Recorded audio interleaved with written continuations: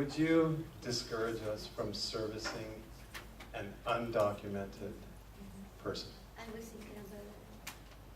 I understand the mortgage people, by law, are permitted to pursue vetting their status, but I also understand we are forbidden to refuse service to an undocumented individual. That's important. Yeah, I really don't have like, I don't even know exactly what like an undocumented, like what you mean. I think it depends from the circumstances. I wouldn't agree with this broad statement like that. I think it depends what the canons of your profession, the ethical guidelines in your professions are, and that. So I have to say that like, it's hard for people, first of all, to understand when they're dealing with the person that fits the description that you're giving. But I think it's like too broad of a statement. I don't really. Well, I can jump in a little bit, and maybe this is something that none of us have asked. But first of all, on a domestic level, when we're doing a transaction, we always want to have verification of assets. Of course. So show me the money. And that leads me to this question to you all. Money laundering. Money coming from foreign lands in cash. A lot of our foreign buyers pay in all cash. So would you guys like to please talk about the dangers and the red flags, and how can we be aware of potential money laundering? I like to address that question first and maybe just give my 2 cents on that. I think that more is in Cindy's and Giacomo's area. Is SB 1070 in Arizona, the state law. Of course, on the face of it, it is fairly neutral. But there has been many lawsuits about it, and emails have been discovered by the people who orchestrate the law. Is without a doubt that the law's intent is to make life miserable for those people so that they will leave the state of Arizona. Okay. Of course, some people would disagree with me. Oh no, it's not that. We just want people to follow the law. But but I'm an immigration lawyer, so I am biased. Okay. But when you start making that decision, we also advise employers on discrimination. It becomes a very slippery slope. I can give you 5 documents, 5 green cards. 3 of them may be fake, and I don't even know which one, because they are pretty good now. Okay. So the only way a layman can kind of make that decision is based on something obvious: skin color, accent, last name. Then we venture into an area of discrimination. Okay, and is difficult and somewhat risky. So totally agree with Giacomo. Is whether you can service undocumented aliens is largely governed by your professional ethics rules and stuff like that. But one thing that I would strongly advise against is for us to try to make that decision of whether that person is a undocumented person. What if they tell us up front they are? Okay. Well then, can they purchase the home that you are showing them? So Without more. you wouldn't say that necessarily there would be a lot more trouble if they are undocumented down the road. There would be they wouldn't necessarily have a lot more problems than somebody who wasn't.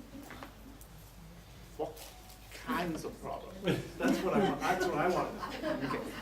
Not necessarily. Let's face it, there are about 12, 13 million undocumented persons here. I feel the majority of them are law-abiding citizens, and they are just here to work. And they're always bad apples, like any other social group. Okay. They're not more trouble or less trouble. For me, I help them. In your profession, you help them achieve their goals, and we try not to make that judgment call as I'm not going to serve undocumented people. Well, it's illegal for us to refuse. I just wanted to know Right. how much what are we getting ourselves into?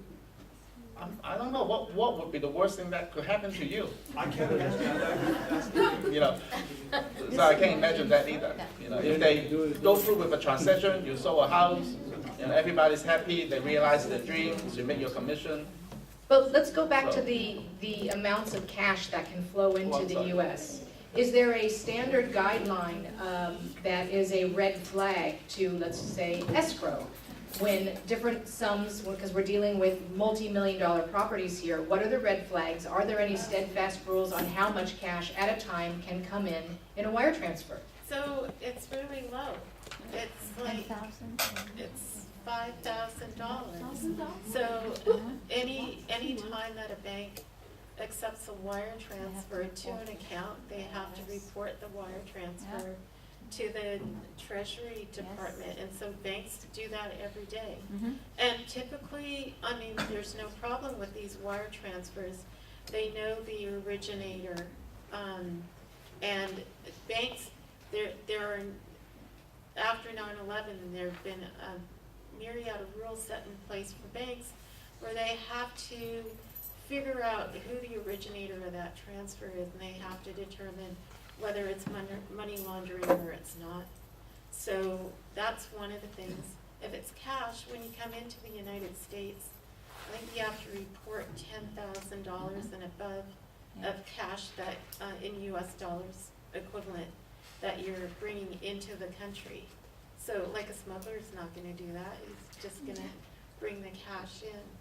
And the interesting thing is, because I can only look at it from a tax perspective, even if you're an illegal alien in the US and you're earning income, you're still, from a tax perspective, required to report and pay tax on that income, even though you don't have a social security number. So illegal aliens do interesting things.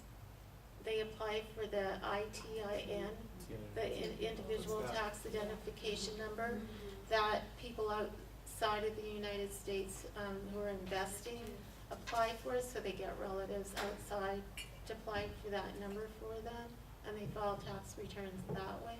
I mean, it's because they're complying with the law, they're not here legally. I can't, you know, I don't know what, I don't know if people are in the US legally or illegally. They tell me they have a social security number, they give me their social security number. You know, sometimes the really upfront people give you their passport when they come in to meet you the first time, give you all their documents. Cool. I don't know what to tell you. Thank you, Cindy. Good information. Thank you very much. Does anybody else have a question? David. This is for Jared.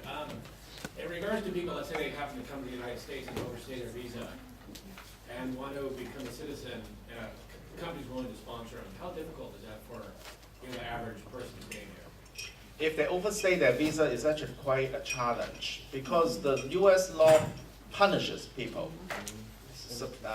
harshly for entering the US illegally or overstaying their visas. There's sort of a myth out there, is that, oh, you've been here long enough, everything is going to be fine. You know, the truth is no. So if someone has overstayed a visa, they cannot change status from a status to a different status, even with a sponsor. They must leave the country, go to a US consulate, and then apply for a visa and return. So you have, in order to gain a work status with even a qualifying sponsor, you have to depart the US, get a visa, and come back. But just imagine that interview at, say, the US consulate in India somewhere, that the consular officers say, well, wait a minute, you overstayed for 5 years. You know, why? I'm not going to give you a visa no matter what. So it is a substantial hurdle that they must overcome.